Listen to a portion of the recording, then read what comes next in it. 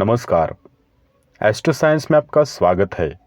आज हम जन्म कुंडली में जो 12 भाव में सूर्य ग्रह का क्या फल मिलेगा, अशुभ फल मिलेगा, शुभ फल मिलेगा, यदि अशुभ फल मिलता है तो उसके क्या क्या उपाय रहेंगे, हम सब का विश्लेषण करके देने वाले हैं।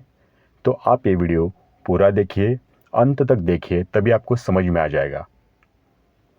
यदि आप अपनी जन्म कुंडली व्यक्तिगत परामर्श चाहते हैं तो आपके स्क्रीन के ऊपर जो व्हाट्सएप नंबर दिखाई दे रहा है उस नंबर पे आप हमें संपर्क कीजिए, हम आपको तुरंत रिप्लाई देंगे। तो सूर्य के सभी 12 भाव में शुभ अशुभ फल कैसे होते हैं, अशुभ फल के क्या उपाय करने चाहिए। तो ज्योतिष शास्त्र में सूर्य को राजा माना जाता है। सूर्य आत्मा एवं पिता का कारक होता है। सूर्य से ही सभी ग्रहों को प्रकाश प्राप्त होता है और ग्रहों की इनसे दूरी या नज़दीकी उन्हें अस्त भी कर देती है। सूर्य सृष्टि को चलाने वाला प्रत्यक्ष रूप से दिखने वाला देवता है। कुंडली में सूर्य को पितृ का कारक भी माना जाता है। सूर्य पर कुंडली में एक से अधिक अशुभ ग्रहों का प्रभाव होने पर उस कुंडली में पितृ दोष बन जाता है। जातक की आजीविका में सूर्य सरकारी पद का भी प्रतिनिधित्व करता है। सूर्य प्रधान कुंडली वाला जातक कार्यक्षेत्र में कठोर अनुशासन अधिकारी होता है। उच्च पद पर आसीन अधिकारी प्रशासक समय के साथ साथ उन्नति करने वाला होता है या निर्माता होता है या किसी कार्य का निरीक्षण करने वाला बनता है। 12 राशियों में सूर्य मेष, सिंह तथा धनु में स्थित होकर विशेष रूप से बलवान होता है तथा मेष राशि में सूर्य को उच्च का माना जाता है। मेष राशि के अतिरिक्त सूर्य सिंह और धनु राशि में भी बलवान होता है। यदि जातक की कुंडली में सूर्य बलवान तथा किसी भी अशुभ ग्रह के प्रभाव से दूर हो तो ऐसा जातक जीवन में बहुत कुछ प्राप्त करता है और उसका स्वास्थ्य भी उत्तम रहता है। तो कुंडली में सूर्य के बलवान होने से जातक शारीरिक रूप से बहुत ही चुस्त तंदुरुस्त होता है। तो आइए हम देखते हैं कुंडली के प्रथम भाव यानी लग्न में सूर्य होगा तो आपको क्या फल मिलेगा, कैसा मिलेगा। तो कुंडली के प्रथम भाव में सूर्य शुभ फल देने वाला होता है। पहला घर सूर्य का ही होता है, इसलिए सूर्य का इस भाव में होना बहुत ही शुभकारी माना जाता है। ऐसा जातक धार्मिक इमारतों या भवनों का निर्माण करने वाला, सार्वजनिक रूप से उपयोग के लिए जैसे कि कुआं, हैंडपंप की खुदाई करवाता है। उसकी आजीविका का स्थायी स्रोत अधिकांश रूप से सरकारी होता है। ईमानदारी से कमाए गए धन की बुद्धि होती है। ऐसा जातक अपने आंखों देखी बातों पर ही विश्वास करता है, कानों से सुनी गई बातों पर नहीं करता। यदि सूर्य अशुभ है तो जातक के पिता की मृत्यु बचपन में ही हो सकती है। प्रथम भाव का अशुभ सूर्य और 5वें भाव का मंगल एक एक संतान की मृत्यु का कारण बनते हैं। अब मैं आपको बताऊंगा प्रथम भाव लग्न में अशुभ सूर्य होने पर क्या उपाय करना चाहिए। तो ऐसे जातक को 24 वर्ष की आयु से पहले ही विवाह कर लेना चाहिए। दिन के समय शारीरिक संबंध स्थापित नहीं करना चाहिए, इससे पत्नी बीमार रहेगी या हो सकता है कि पत्नी की मृत्यु भी हो जाए। अपने पैतृक घर में पानी के लिए एक हैंडपंप या बोरिंग लगवाएं। अपने घर के अंत में बाईं ओर एक छोटे और अंधेरे कमरे का निर्माण करवाएं। पति या पत्नी दोनों में से किसी एक को गुड़ खाना या गुड़ से बनी सामग्री खाना बंद कर देना चाहिए। अब हम आगे देखेंगे कुंडली के दूसरे भाव में सूर्य होने पर क्या फल मिलता है। तो कुंडली के दूसरे भाव में सूर्य यदि शुभ है तो जातक आत्मनिर्भर होगा, शिल्प कला में कुशल और माता पिता, मामा, बहनों, बेटियों और ससुराल वालों का सहयोग करने वाला होगा। साथ में चंद्रमा 6वें भाव में है तो दूसरे भावों का सूर्य और भी शुभ प्रभाव देगा। साथ में 8वें भाव का केतु जातक को अधिक ईमानदार बना देगा। 9वें भाव का राहु जातक को बहुत प्रसिद्ध कलाकार या चित्रकार बना देता है। 9वें भाव का केतु जातक को महान तकनीकी जानकार बना देता है। 9वें भाव का मंगल जातक को आधुनिक बना देता है। और यदि सूर्य दूसरे भाव में मंगल पहले भाव में और चंद्रमा 12वें भाव में हो तो जातक की स्थिति गंभीर हो सकती है और वो हर तरीके से दयनीय हो जाता है। यदि दूसरे भाव में सूर्य अशुभ हो तो 8वें भाव में स्थित मंगल जातक को बहुत ही बड़ा लालची बना देता है। अब हम इसके उपाय देखेंगे। दूसरे भाव में अशुभ सूर्य होने पर आपको क्या उपाय करना चाहिए? किसी धार्मिक स्थान में नारियल का तेल, सरसों का तेल और बादाम दान करें। धन संपत्ति और महिलाओं से जुड़े विवादों से बचे। दान लेने से बचे, विशेषकर चावल, चांदी और दूध का दान आपको नहीं लेना चाहिए। अब हम देखेंगे कुंडली के तीसरे भाव में सूर्य होने पर क्या फल मिलता है। कुंडली के तीसरे भाव का सूर्य अगर शुभ है तो जातक अमीर, आत्मनिर्भर होगा और उसके कई छोटे भाई होंगे। जातक पर ईश्वरीय कृपा होगी और वह बौद्धिक व्यवसाय द्वारा लाभ कमाएगा। वो ज्योतिष और गणित में रुचि रखने वाला होगा। यदि तीसरे भाव में सूर्य अशुभ है और कुंडली में चंद्रमा भी अशुभ है तो जातक के घर दिन दहाड़े चोरी या डकैती हो सकती है। यदि पहला भाव पीड़ित है तो जातक के पड़ोसियों का विनाश हो सकता है। तो तीसरे भाव में अशुभ सूर्य होने पर आपको क्या क्या उपाय करना चाहिए? सबसे पहले माँ को प्रसन्न रखें और उनका आशीर्वाद ले। दूसरों को चावल या दूध परोसे या गरीबों में दान कीजिए। सदाचारी रहिए और बुरे कामों से बचने का प्रयास कीजिए। आगे देखेंगे कुंडली के चौथे भाव में सूर्य होने पर क्या फल मिलेगा। तो चौथे भाव में सूर्य यदि शुभ है तो जातक बुद्धिमान, दयालु और अच्छा प्रशासक होता है। ऐसे जातक के पास आमदनी का स्थिर स्रोत होता है। ऐसा जातक मृत्यु उपरांत अपने वंशजों के लिए बहुत धन और बड़ी विरासत छोड़कर जाता है। चौथे भाव में यदि सूर्य शुभ है तो जातक बुद्धिमान, दयालु और अच्छा प्रशासक होता है। ऐसे जातक के पास आमदनी का स्थिर स्रोत होता है। ऐसा जातक मृत्यु उपरांत अपने वंशजों के लिए बहुत धन और बड़ी विरासत छोड़कर जाता है। यदि चंद्रमा भी सूर्य के साथ चौथे भाव में स्थित है तो जातक किसी आधुनिक शोध के माध्यम से बहुत सारा धन अर्जित करता है और ऐसे में चौथे भाव या 10वें भाव का बुध जातक को बहुत ही प्रसिद्धि व्यापारी बनाता है। सूर्य, जी हाँ, यदि सूर्य के साथ बृहस्पति भी चौथे भाव में स्थित हो तो जातक सोने और चांदी के व्यापार से बहुत लाभ प्राप्त करता है। यदि शनि 7वें भाव में हो तो जातक को रतौंधी या आँख से संबंधित अन्य रोग हो सकते हैं। यदि सूर्य चौथे भाव में अशुभ हो और मंगल 10वें भाव में हो तो जातक को आँखों में दोष हो सकता है, किंतु उसका भाग्य कमजोर नहीं होगा।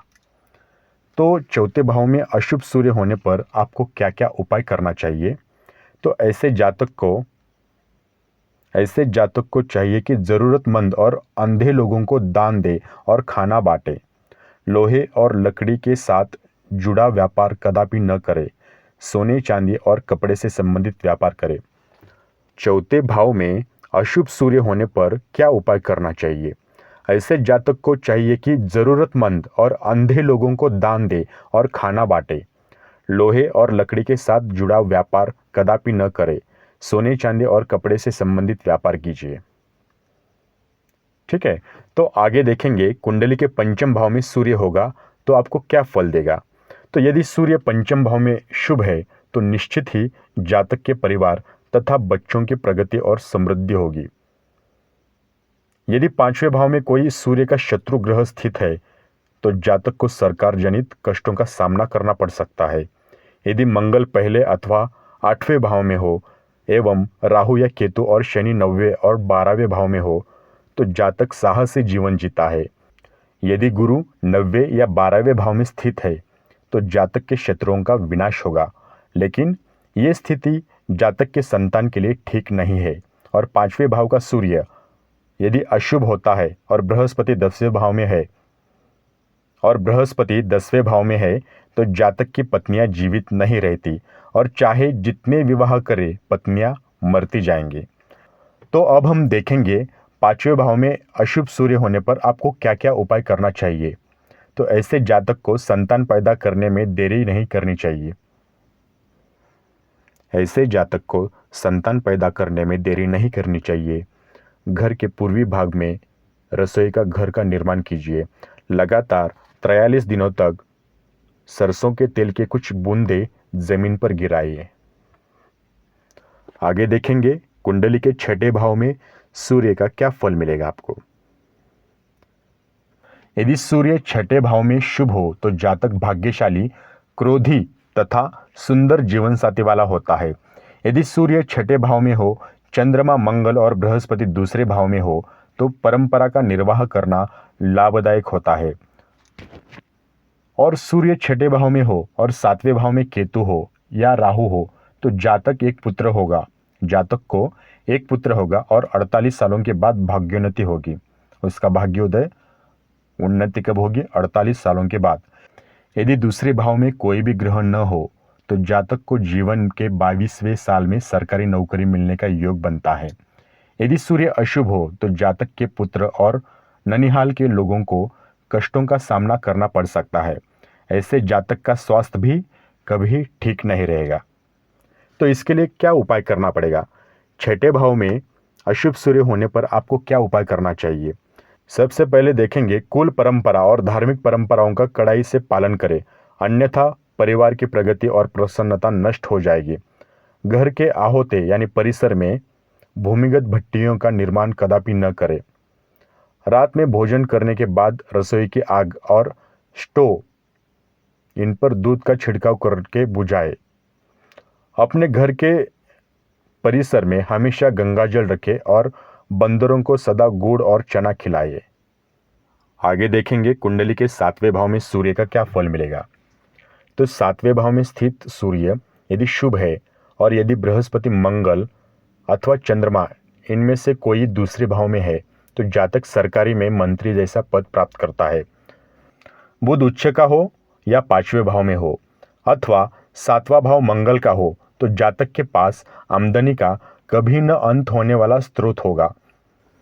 यदि सातवें भाव में स्थित सूर्य हानिकारक हो और बृहस्पति, शुक्र या कोई और अशुभ ग्रह 11वें भाव में स्थित हो तथा बुध किसी भी भाव में नीच का हो तो जातक की मृत्यु किसी विवाद में परिवार के कई सदस्यों के साथ होती है।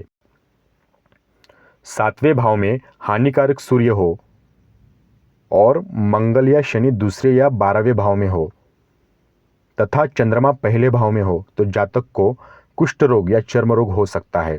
तो सातवें भाव में अशुभ सूर्य होने पर क्या उपाय करना चाहिए आपको? तो ऐसे जातक नमक का उपयोग कम मात्रा में करें। किसी भी काम को शुरू करने से पहले मीठा खाएं और उसके बाद पानी जरूर पिए। भोजन करने से पहले रोटी का एक टुकड़ा रसोई घर की आग में डालें। काली अथवा बिना सींग वाली गाय को आपको पालना चाहिए और उसकी सेवा करें। सफ़ेद गाय कभी न पाले। आगे देखेंगे कुंडली के 8वें भाव में सूर्य का क्या फल मिलेगा। तो 8वें भाव में स्थित सूर्य यदि शुभ हो तो आयु के 22वें वर्ष में सरकार का सहयोग मिलेगा। ऐसा सूर्य जातक को सच्चा, पुण्य और राजा की तरह बनाता है। कोई उसे नुकसान नहीं पहुंचाता। यदि 8वें भाव में स्थित सूर्य अनुकूल न हो तो दूसरे भाव में स्थित बुध आर्थिक संकट पैदा करेगा।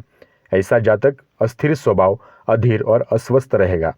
ऐसा जातक ईमानदार होता है, किसी की भी बातों में आ जाता है जिससे कभी भी उसे नुकसान नहीं उठाना पड़ता। यदि 8वें भाव में स्थित सूर्य अनुकूल न हो तो दूसरे भाव में स्थित बुध आर्थिक संकट पैदा करेगा। ऐसा जातक अस्थिर स्वभाव, अधीर और अस्वस्थ रहेगा।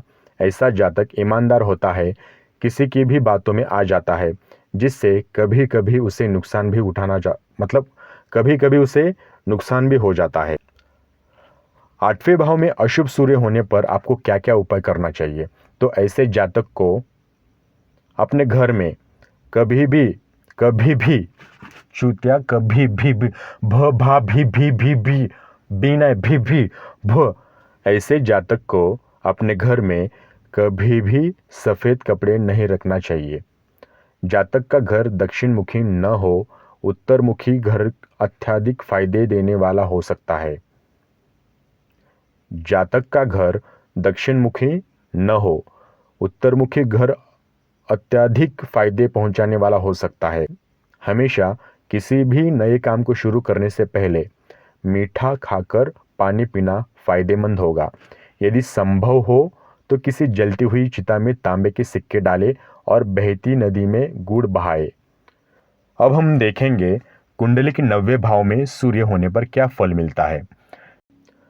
90 भाव में सूर्य शुभ हो तो जातक भाग्यशाली, अच्छे स्वभाव वाला, अच्छे पारिवारिक जीवन वाला और हमेशा दूसरों की मदद करने वाला होता है।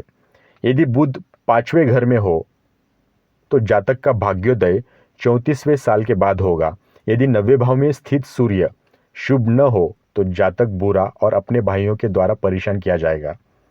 सरकार से दंड और प्रतिष्ठा की हानि हो सकती है। ऐसा जातक भाई के साथ सुखी नहीं रहेगा।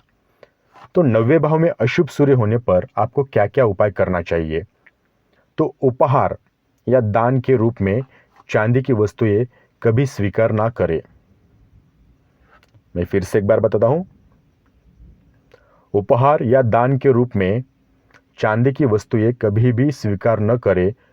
चांदी की वस्तुएं दान अवश्य करें। ऐसे जातक को पैतृक बर्तन और पीतल के बर्तन नहीं बेचना चाहिए।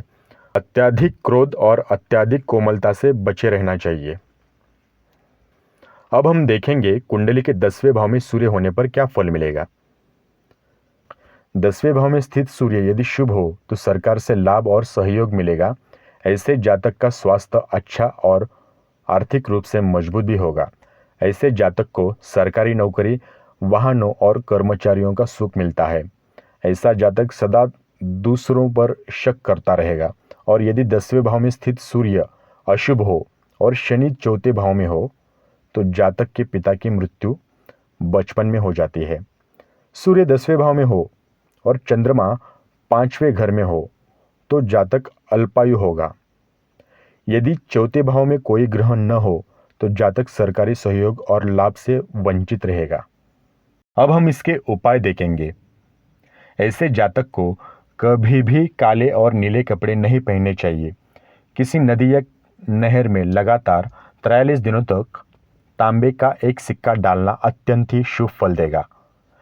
जातक को मांस मदिरा के सेवन से बचे रहना लाभकारी होगा। आगे देखेंगे कुंडली के 11वें भाव में सूर्य क्या फल देगा। यदि 11वें भाव में सूर्य शुभ है तो जातक शाकाहारी और परिवार का मुखिया होगा। जातक के 3 बेटे होंगे और उसे सरकार से लाभ मिलेगा।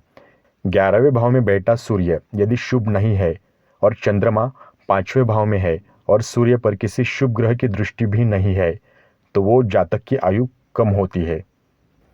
11वें भाव में अशुभ सूर्य होने पर आपको क्या क्या उपाय करना चाहिए। जातक को मांसाहार और शराब का सेवन से बचना चाहिए। जातक को रात में सोते समय बिस्तर के सिरहाने बादाम या मूली रखकर सोना चाहिए।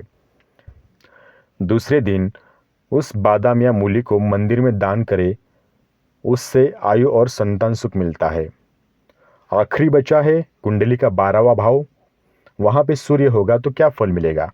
यदि 12वें भाव में सूर्य शुभ हो तो जातक 24वें वर्ष आयु के बाद बहुत धन कमाएगा और जातक का पारिवारिक जीवन अच्छा बीतेगा। यदि शुक्र और बुध एक साथ हो तो जातक को व्यापार से लाभ मिलता है और जातक के पास आमदनी के बहुत अच्छे स्तोत्र होते हैं। यदि 12वें भाव में सूर्य शुभ हो तो जातक 24वें वर्ष की आयु के बाद बहुत धन कमाएगा और जातक का पारिवारिक जीवन अच्छा बीतेगा। यदि शुक्र और बुध एक साथ हो तो जातक को व्यापार से लाभ मिलता है और जातक के पास आमदनी के बहुत अच्छे स्रोत होंगे। यदि 12वें भाव का सूर्य अशुभ हो तो जातक अवसादग्रस्त, मशीनरी से आर्थिक हानि उठाने वाला और सरकार द्वारा दंडित होगा। यदि प्रथम भाव में कोई और पाप ग्रह हो तो जातक को रात में चैन की नींद नहीं आएगी। तो इसके लिए आपको उपाय क्या करना है। सबसे पहले जातक को हमेशा अपने घर में एक आंगन रखना चाहिए। ऐसे जातक को चाहिए कि वो हमेशा धार्मिक और सच्चा बने। ऐसे जातक को अपने घर में एक चक्की रखना चाहिए। अपने दुश्मनों को हमेशा क्षमा कर देना चाहिए। तो ये थी कुंडली के अलग अलग भावों में सूर्य का शुभ और अशुभ फल क्या मिलेगा, कैसे मिलेगा। तो मुझे उम्मीद है दोस्तों आपको ये वीडियो पूरा समझ में आ गया होगा। यदि आपको वीडियो समझ में नहीं आया दोबारा देखिए, हो सके तो शेयर कीजिए। वीडियो देखने के लिए धन्यवाद। आपका दिन शुभ हो।